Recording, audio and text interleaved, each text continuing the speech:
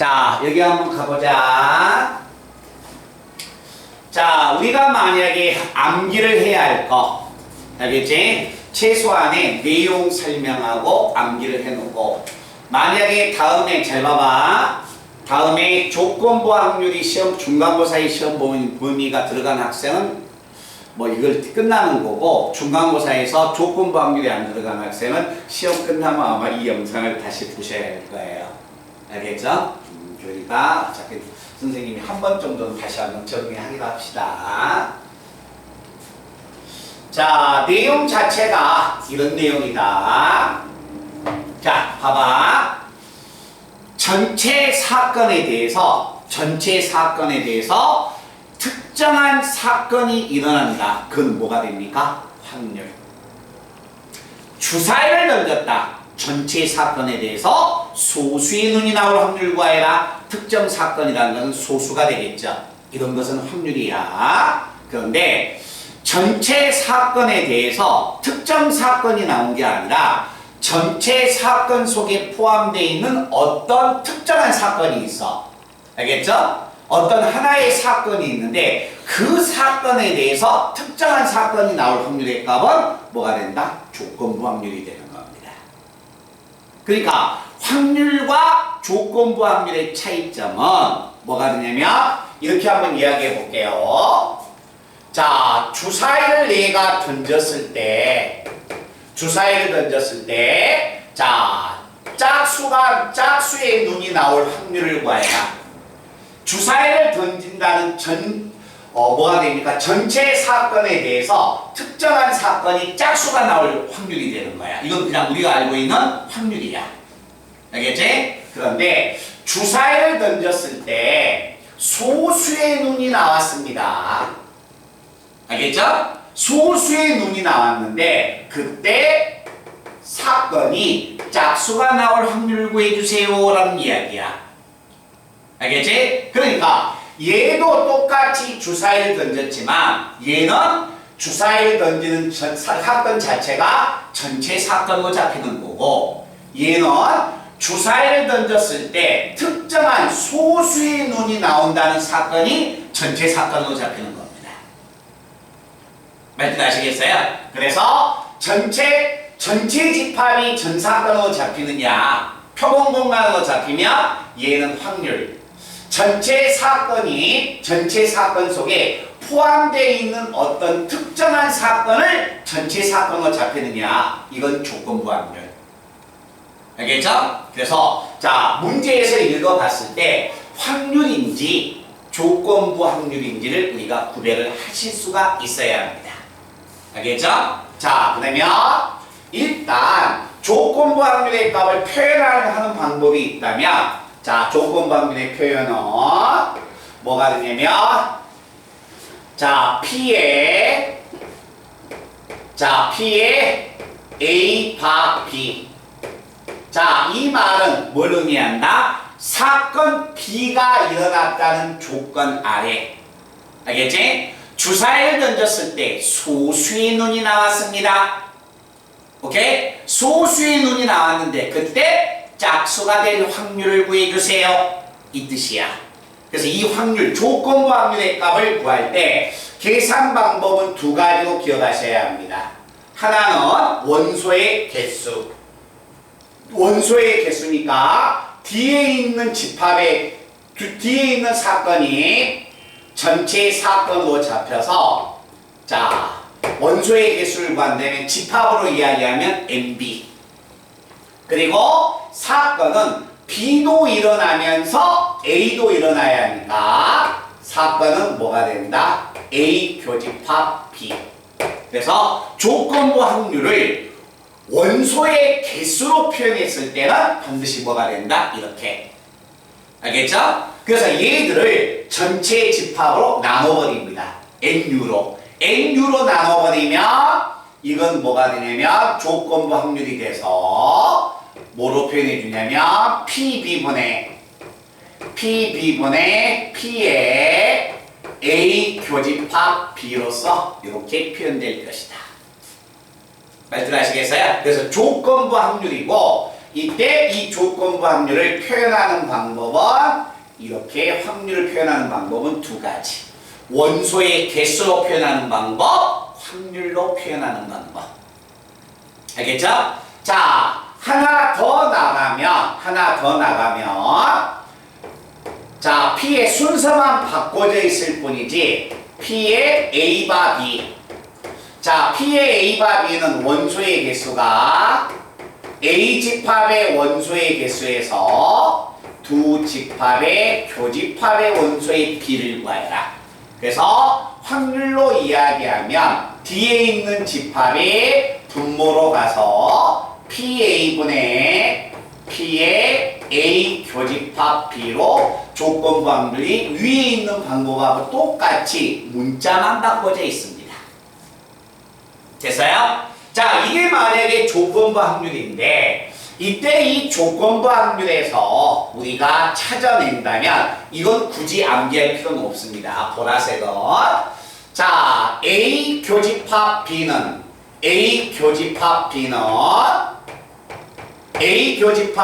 얘가 대각선으로 올라가면 되는 겁니다. 알겠죠? 자, 대각선으로 올라가면 P의 A와 B에다가 뭘 곱해주냐면 PB에 곱이 되는 거고, 자, P의 B와 A에다가 뒤에 있는 확률 PA를 곱해준 게 요게 교집합의 확률이 되는 겁니다. 그래서 두 번째는 제가 비록 색깔을 넣었지만 첫 번째에서 조건부 확률을 표현하는 방법, 얘는 반드시 기억을 해 놓으셔야겠죠. 그런데 보라색은 기억을 하는 게 아닙니다. 그냥 보고만 있으면 되는 거야. 잠시 후에 다른 걸 설명하려고 하는 겁니다. 자, 그 다음에 두 번째는 이건 조건부 확률의 표시 방법이고, 두 번째는 사건 A와 사건 A, B가 무슨 관계가 성립했다고 하자? 독립의 관계가 성립했다고 하자. 자, 독립이란 말 자체는 뭐가 됩니까? 서로 영향을 받지 않는 거. 알겠지? 얘가 만약에 독립인데, 자, 한번 가보자. 주사위를 던지는 것은 사건 A, 그 다음에 동전을 던지는 것은 사건 B가 됩니다. 자, 제가 주사위하고 동전을 동시에 던질 겁니다. 주사위하고 동전을 동시에 던지는데 주사위에 만약에 주사위의 짝수의 눈과 동전의 앞면이 나올 확률값을 한번 구해보기로 하자. 자, 주사위하고 동전을 동시에 던진다면 주사위를 던졌을 때 나올 수 있는 경우는 6가지, 동전을 던졌을 때 나올 수 있는 경우는 2가지인가? 2가지니까 전체의 경우는 12가지. 됐어요? 그런데 짝수의 눈이 나오고 앞면이 나오니까 2앞, 4앞, 6앞 되겠네? 몇 가지예요? 경우의 수가 몇 가지? 4가지. 자, 사건 주사위하고 동전을 동시에 던진다면 그때는 서로 간에 영향을 끼치지 않기 때문에 확률값은 얘가 될 것이다. 그러면 PA의 확률만 구하면 어떻게 될까? 주사위를 던졌을 때, 자, 짝수가 나올 확률값은 얼마? 6분의 3. 자, B라는 동전을 던졌을 때 앞면이 나올 확률값은 얼마? 2분의 1. 그래서 어떤 시행을 두 개를 동시에 일으켰을 때 그 확률값 자체는 각각의 확률값을 곱한 결과와 같은 결과가 나올 것이다. 말씀하시겠어요? 그래서 두 개의 사건 A와 B가 독립이 된다면, 두 사건 A와 B가 독립이 되면 반드시 A와 B가 동시에 일어날 확률값은 결국 뭐하고 같다? 각각의 확률 PA와 PB의 곱하고 같을 것이다. 됐어요? 그래서 우리 친구들은 꼭 기억을 해야 할 게, 어떤 두 개의 사건이 독립의 관계가 성립합니다. 독립의 관계가 성립하면 그때의 확률값은 반드시 이식이 성립하는 거고, 확률 자체가 이식이 성립했다는 것은 두 사건은 무슨 관계다? 독립의 관계가 성립된다. 됐어요? 자, 그러면 여기서 우리가 꺼낼 수 있는 두 번째 식은 뭐가 될까? 교집합의 확률값은 얘였었네요? 맞죠? 교집합의 확률값은 보라색이었는데 교집합의 확률값은 이것만 봐볼까요? 자, A 교집합 B는 독립이 됐을 때 PA하고 PB가 되니까 여기 PB가 있어. 요게 얼마야? PA였다는 이야기입니다. 알겠어요? 그래서 P에 A와 B는 얼마하고 같다? PA하고 같을 것이다. 됐나? 자, 교집합의 확률은 PA, PB의 곱인데 여가 PA가 있으니까 요건 PB였다는 이야기네. 그지? 그래서 P에 B바 A는 PB하고 같을 것이다. 그래서 우리가 기억을 해야 할 게 두 사건이 독립이면 이 조건부 확률은 좌변에 있는 조건부 확률은 우변이 되는 겁니다. 알겠죠? 그래서 반드시 독립이 되면 자, 사건 B가 일어나든가 사건 A가 일어나든가 무엇이 일어나든지 간에 조건부 확률은 앞에 있는 확률값하고 똑같다는 이야기야. 말들 아시겠어요? 그런 내용들을 식으로서 우리가 기억을 조금 해 주셔야 합니다. 자, 그리고 나서 세 번째 기억을 해야 할 게, 자, 가장 복잡한 시계값 중에 하나가 한번 들어가 봅니다. 만약에 P의 A 교집합 B의 여집합은 무엇이 될까? A 교집합 B의 여집합은 벤 다이어그램을 그리면 A와 B니까 A이고 B가 아니라는 말은 이 부분의 확률을 구해달라는 겁니다. 자, 이 부분의 확률값은 PA에서 뭘 뺀 거하고 같다? A 교 B를 뺀 거하고 똑같습니다. 그러면 PA의 값은 A와 B가 독립이 되면 자, 파란색에 의해서 교집합의 확률값은 PA와 PB의 곱하고 같습니다. 이때 PA를 제가 묶어내면 남는 것은 얘가 되는 겁니다. 그런데 얘는 내가 다시 한번 정리하면 이 괄호에 있는 확률값은 P의 B의 PA, B죠. 여집합의 확률하고 같습니다. 됐나? 그러면 이 확률값은 PA와 P의 B의 여집합의 확률의 곱하고 똑같을 것이다. 자, 이 확률값은 얘가 된다. 두 사건이 독립이면 교집합의 확률은 각각의 확률의 곱하고 같다. 자, 교집합의 확률의 값은 각각의 확률의 곱하고 같다. 얘하고 얘도 무슨 관계가 성립한다? 독립의 관계가 성립해 주는 겁니다.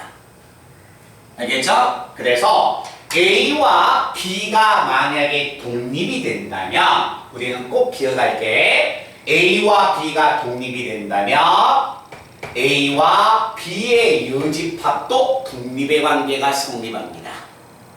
A의 여집합과 B도 독립의 관계가 성립합니다. A의 여집합과 B의 여집합도 독립의 관계가 성립합니다.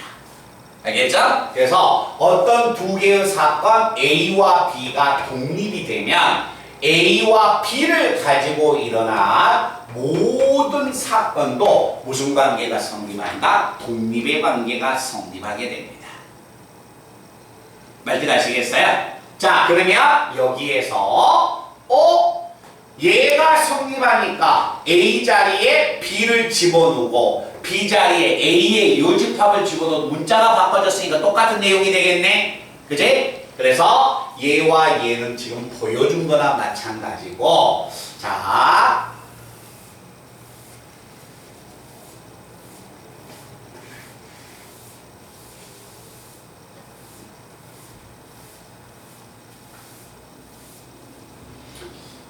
요거 하나만 제가 다시 한번 보여드릴 거예요. 자, P의 A의 여집합, 교집합, B의 여집합. 얘는 A 합집합, B의 전체 여집합하고 같다.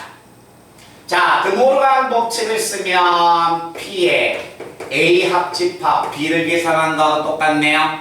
그러면 이건 정리하면 확률은 PA 플러스 얼마 PB 마이너스 P의 A 교집합 B로서 이렇게 정리되겠네. 그런데 A 교집합 B는 독립이 되기 때문에 PA 곱하기 얼마 PB로서 이렇게 정리되겠네요. 자, 이제 마이너스 괄호를 열면 플러스가 돼서 PA 곱하기 PB 자, 1 마이너스 PA 마이너스 PB 플러스 PA 곱하기 PB가 되겠네.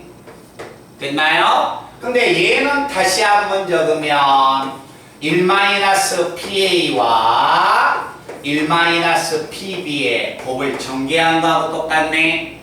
근데 얘는 뭘 의미합니까? A의 여집합의 확률에다가 얘는 B의 여집합의 확률의 값하고 똑같네요. 그러면 요거의 확률값은 결국 뭐하고 같아? 이 식의 값이 성립한다는 이야기네. 아, 얘도 독립의 관계가 성립하구나. 알겠죠? 그래서 자, 우리가 독립이다라는 말이 나오면 오, 이 세 개는요 항상 머릿속에 기억하고 계셔야 합니다. 이것은 그냥 조건부 확률을 계산하는 하나의 방법이기 때문에 알겠지? 반드시 기본 공식이니까 암기를 하셔야겠지만 독립이란 말이 나왔을 때 꺼낼 수 있는 식은 이와 같은 세 개가 있기 때문에 항상 어느 문제가 되든지 간에 이해를 활용을 해 주셔야 합니다. 됐어요? 자, 이게 자 일단 조건부 확률에서 나오는 식이 돼서 암기를 꼭 해 주셔야 하고 자, 이제 4강에 나와 있는 조건부 확률에서 마지막 내용 설명이 하나가 있습니다. 자, 이 뜻이다. 봐봐. 자, 주사위를 어떠한 만약에 시행을 n번 했을 때 사건 A가 자, 일어날 확률이 P인데 그 사건 A가 R번 일어날 확률값을 구하여라. 자, 대충 머릿속에 떠올리셔야 합니다. 무엇을 내가 이야기하고 있다는 것을 예상하셔야 해요. 자, 시행을 n번 했는데 사건 A가 일어날 확률이 P야. 근데 그 사건이 R번 일어났어. 그럼 독립시행의 확률이면 그 독립시행의 확률은 이렇게 나가는 거예요. 말뜻 하시겠어요? 자, 그것을 자, 우리가 공식으로 하지 말고 그냥 제가 동전을 만약에 한번 주사위를 던져서 한번 확률값을 바로 계산을 한번 해보겠습니다. 독립시행. 자, 한번 시행을 직접 해버릴 거야. 자, 주사위를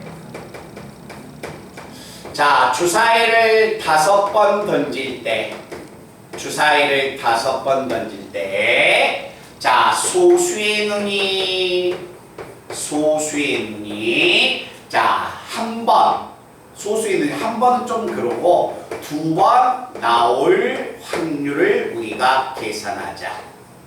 자, 주사위를 만약에 꼭 주사위를 던진 건 아닌데 가장 대표적인 것이 주사위하고 동전이 되기 때문에 그러는 겁니다. 자, 주사위를 5번 던졌다는 것은 서로 간에 영향을 끼쳐 안 끼쳐? 안 끼쳐. 아, 독립시행이구나. 시행을 n번 했을 때 소수의 눈이 나와 요게 사건이 되는 겁니다. 알겠죠? 소수의 눈 사건이 몇 번 일어났다. 2번 나올 확률값을 구해라. 시행을 5번 했는데 2번 나올 확률 구해주세요. 그러면 확률값은 5 컴비네이션 2에 사건이 나올 확률 소수 2, 3, 5 알겠죠? 2, 3, 5니까 6분의 3에 이 사건이 나올 확률값이 몇 번? 2번. 그러면 뒤에는 크게 의미 없이 여사건, 이거의 여사건 6분의 3에 5번에서 2번 나왔으니까 3번을 적어주면 되는 겁니다. 알겠죠? 그래서 자 독립시행을 n번 했을 때 사건이 나왔다. NCR, P의 I승, Q의 N-I승.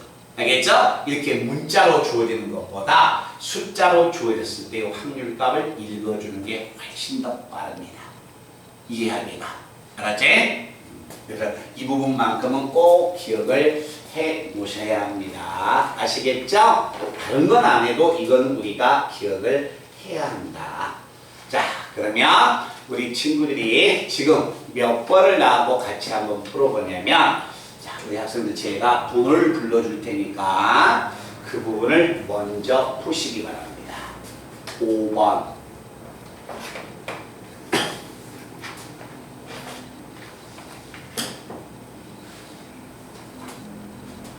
6번, 그 다음에 9번,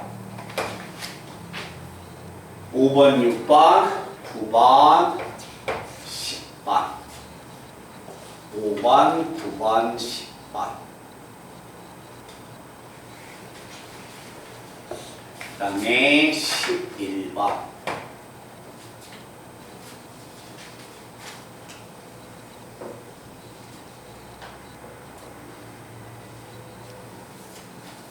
18번.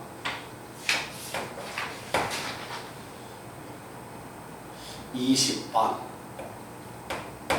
21번,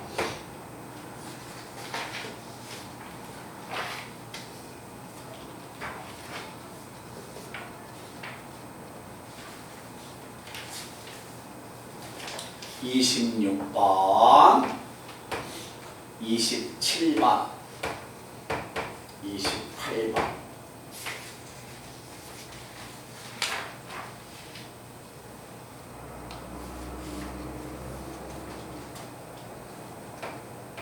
31번, 32번.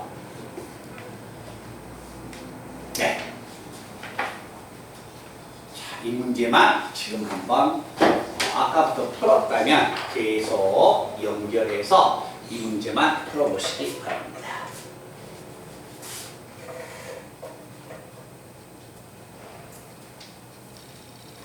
아, 그리고 얘들아, 다음 잠깐 봐봐. 다음 주부터 뭐 수능 특강 한다고 해서 교재 가지고 올 필요 없어.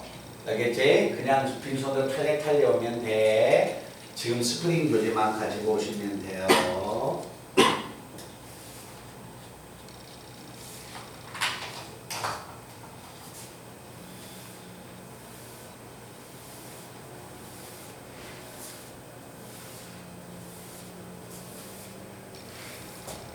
수빈아, 2학년 때하고 다르지 않니? 더 시간이 부족하지 않아?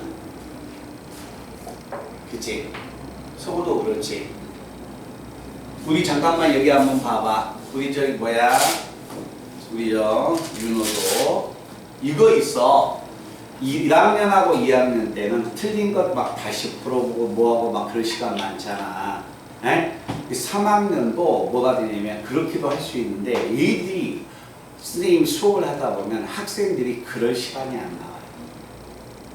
네, 결국 후반부에 갔을 때는 수능 특강하고 교과서는 그냥 기본 베이스가 되고 수능 특강하고 학교 프린트가 만약에 나온다면 그게 주가 되고 되는 거예요.